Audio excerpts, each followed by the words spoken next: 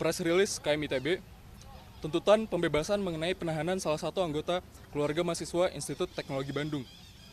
Menanggapi fenomena terakhir, penahanan yang terjadi pada saudara kami yang diduga melanggar Undang-Undang ITE, keluarga mahasiswa Institut Teknologi Bandung telah melakukan pendampingan terhadap mahasiswa yang menyuarakan pendapatnya dan menyuarakan kebebasan berekspresinya semenjak bulan Maret 2025.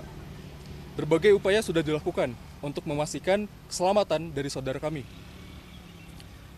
Keluarga mahasiswa Institut Teknologi Bandung terus berkoordinasi dengan berbagai pihak untuk memberikan pendampingan yang strategis bagi keluarga kami yang ditahan. Kami terus melakukan pendampingan dengan keluarga korban dan tim kuasa hukum, dan menghormati segala keputusan keluarga serta tim kuasa hukum. Dalam hal ini adalah penyebaran informasi serta penanggapan dan juga eskalasi isu yang akan dilakukan ke depannya. Keluarga mahasiswa Institut Teknologi Bandung menyatakan solidaritas secara penuh untuk pembebasan keluarga kami. Kami meyakini bahwa keselamatan dan kebebasan hak-hak bersuara dan berekspresi bagi seluruh rakyat dan juga bagi seluruh anggota keluarga mahasiswa Institut Teknologi Bandung perlu untuk dijaga dan dilindungi. Kami terus mengusahakan berbagai upaya untuk pembebasan keluarga kami.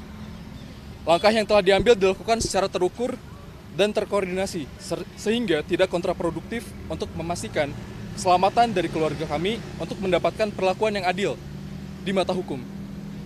Oleh karena itu, keluarga mahasiswa Institut Teknologi Bandung menyatakan 1. Keprihatinan dan menyatakan penolakan terhadap tindakan penahanan yang dilakukan terhadap salah satu anggota keluarga kami. 2. Tuntutan pembebasan terhadap saudara kami yang saat ini sedang ditahan. Kebebasan berekspresi seharusnya dilindungi oleh hukum dan tidak justru dikriminalisasi. 3.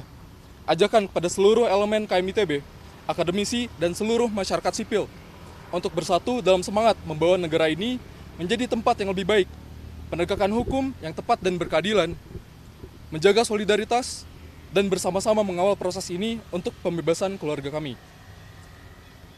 Penahanan saudara kami ini bisa dilihat sebagai bentuk dari penyempitan ruang berpendapat bagi seluruh rakyat Indonesia.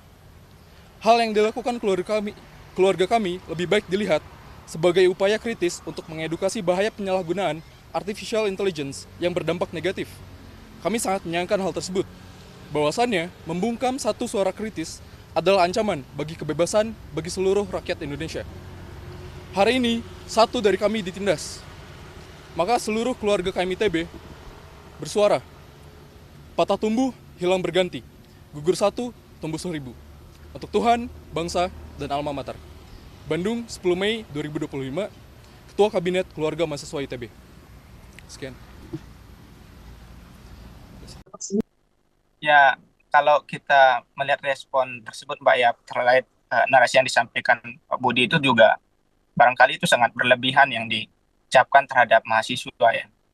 Yang kita pertegaskan, ya, namanya pejabat negara bukan hanya pejabat yang kekal terhadap hukum ataupun terhadap kritikan, ya. Undang-undang kita kan dalam demokrasi ini udah dibebaskan dalam hal ekspresi terkait dengan bagaimana meme ini kan sebuah kombinasi untuk menyampaikan sebuah kritikan terhadap sosial maupun politik. Hal yang wajar lah dipergunakan oleh dunia politik dalam ini. Namun yang perlu kita pertegas adalah sikap dari mahasiswa yang menyampaikan meme yang dibuat Prabowo dengan Jokowi saat itu, barangkali itu sebuah sikap dari mahasiswa terhadap melihat realita kebijakan-kebijakan hari ini. Barangkali itu yang mendorong atas pembuatan hal tersebut. Namun kita melihat dari segi lain juga itu sangat mungkin sudah tidak baik, ya, mencerminkan kaum-kaum intelektual yang mencerminkan. Sehingga ini yang perlu kita kawal adalah bagaimana konstitusi penegakan hukum ini harus transparan dan kita harus kawal. Karena ini juga kita kaget. Pihak-pihak penegak hukum langsung menangkap dan langsung menjadikan tersangka mahasiswa. Ini kan bagian dari pembungkaman suara kritis mahasiswa dan masyarakat. Seharusnya kan ada prosedurnya, ada pelaporan, kemudian baru ditindaklanjutin. Nah, ini kan langsung ditangkap. Kasus-kasus yang lain, dia selalu menarasikan tentang harus ada pelaporan dulu, baru ditindaklanjutin. Dan ini langsung ditangkap. Dan itu yang menjadi kebingungan kita di mahasiswa. Saya rasa ini sebuah tanda kemunduran demokrasi kita.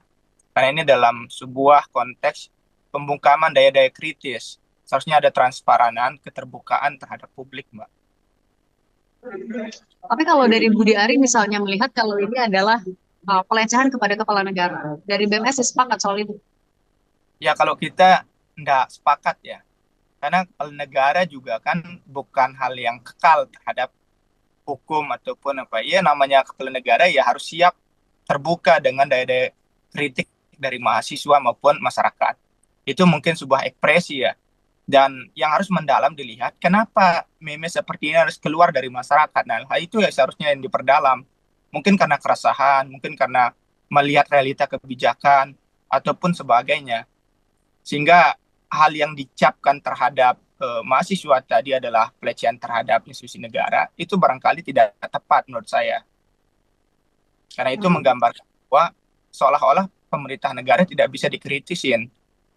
Seharusnya direspon dengan bijak. Kayak mungkin hal perlu kita pelajarin terlebih dahulu karena mungkin ada landasan atau latar belakang yang sehingga mahasiswa menimbulkan meme seperti ini. Hal itu yang kita mau seharusnya pejabat negara harus menjawab respon seperti itu.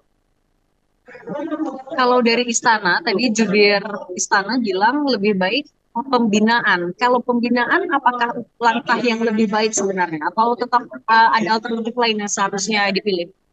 Ya, itu barangkali konkret, Mbak. Pembinaan itu barangkali kan karena ya publik ya wajar merespon apapun kebijakan secara langsung, the point ya. Nah, yang kita minta adalah pembinaan terhadap bagaimana melihat konstitusi negara kita harus kritis seperti apa, kemudian ruang-ruang penyampaian pendapat seperti apa. Sehingga konstitusi kita dalam undang-undang yang jelas, kita diatur untuk mengkritisi secara terbuka dan tidak ada pembungkaman terhadap daya kritis masyarakat sipil. Nah, yang kalau disampaikan Budi Ari itu kan sangat sudah melabelkan bahwa ruang-ruang kritis mahasiswa dan masyarakat itu sudah tidak sah. Nah, itu kalau kami lihat, Mbak.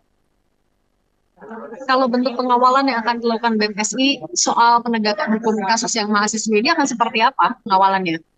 Ya, pengawalan jelas, Mbak. Yang pertama adalah kami akan mengkonsolidasikan seperti apa langkah mahasiswa ya. Mahasiswa selalu tegak lurus dalam mengkawal demokrasi ya. Karena sejarahnya juga perubahan-perubahan bangsa kita ini kan berawal dari bagaimana promotor gerakan-gerakan mahasiswa dalam baik itu perspektif pemikiran maupun solusi-solusi yang dihadirkan. Sehingga perlu kita pengawalan penegakan hukum yang pertama harus transparan terhadap bagaimana daya-daya kritis masyarakat dan mahasiswa.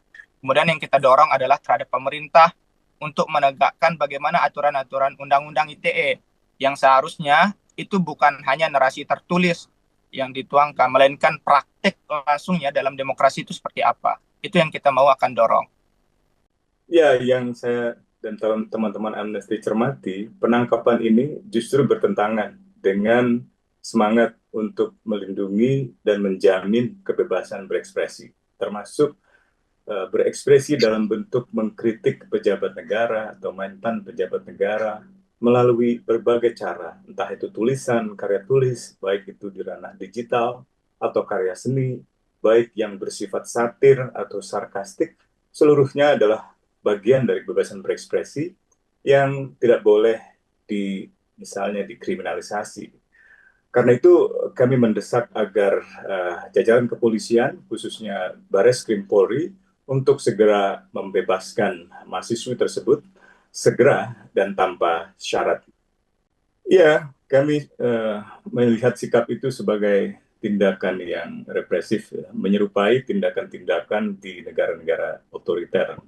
Pertama, tidak ada larangan berekspresi, termasuk dalam bentuk misalnya dua orang pejabat negara dan mantan pejabat negara berciuman. Kita bisa lihat itu dulu di Jerman Timur, atau foto ciuman politisi Soviet dan Jerman Timur yang menjadi semacam kritik satir dari para seniman. Atau yang belum lama ini di BBC, itu ada foto Donald Trump, Presiden Amerika, berciuman dengan Presiden Rusia, Vladimir Putin, sebagai sebuah kritik pada kedua pejabat tersebut. Dan itu dimuat seperti hal biasa saja di dalam berita-berita yang kredibel di media-media internasional. Karena itu seharusnya mahasiswi ITB seni rupa, apalagi ia adalah seorang mahasiswi seni rupa yang memang diajarkan untuk membuat karya-karya seni, seharusnya tidak dilakukan penangkapan. Seharusnya justru dijamin. Yang kedua, tindakan itu juga tidak perlu sebenarnya. Karena tidak ada pihak lain yang dilukai.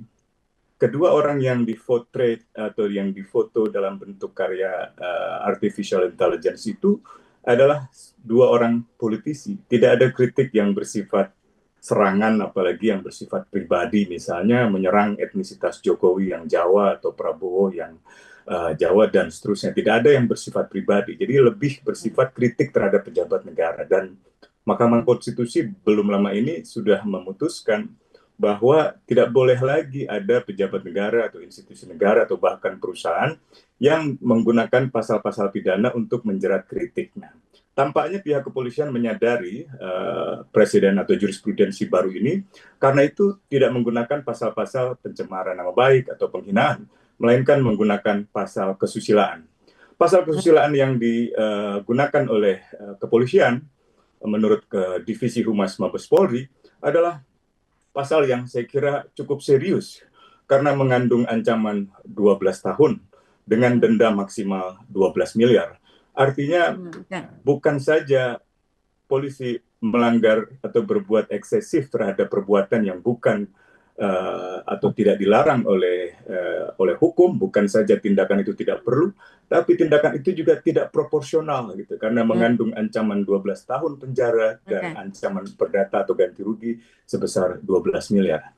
Dan yang terakhir, saya kira itu juga tidak bisa dipertanggungjawabkan, karena kepolisian seperti mencari-cari pasal, mencari-cari alasan untuk bisa menunjukkan bahwa mahasiswi seni rupa ITB tersebut adalah orang yang telah melakukan tindakan pidana itu. Jadi saya kira sekali lagi ini adalah bagian dari kebebasan berekspresi, dan Amnesty mencatat sejak 2019 sampai 2024 atau 5 tahun terakhir itu ada sekitar 530 kasus kriminalisasi atas kebebasan berekspresi dengan menggunakan undang-undang ITE. Ada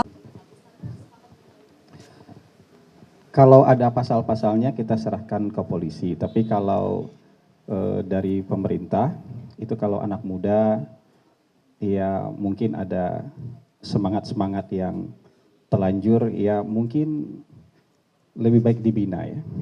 Karena masih sangat muda, bisa dibina, bukan dihukum gitu. Jadi harapan kita, teman-teman yang mahasiswa, yang mungkin selama ini terlalu bersemangat misalnya memberikan kritikan, mengekspresikan kritikannya, mungkin nanti bisa diberi pemahaman dan pembinaan supaya jadi lebih baik lagi, tapi bukan dihukum gitu. Karena ya ini kan dalam konteks demokrasi mungkin ada yang memang terlalu bersemangat seperti itu. Ya kecuali ada soal hukumnya. Kalau soal hukumnya kita serahkan saja itu kepada penegak hukum. Tapi kalau karena pendapat, karena ekspresi, itu sebaiknya diberi pemahaman dan pembinaan saja, bukan dihukum gitu.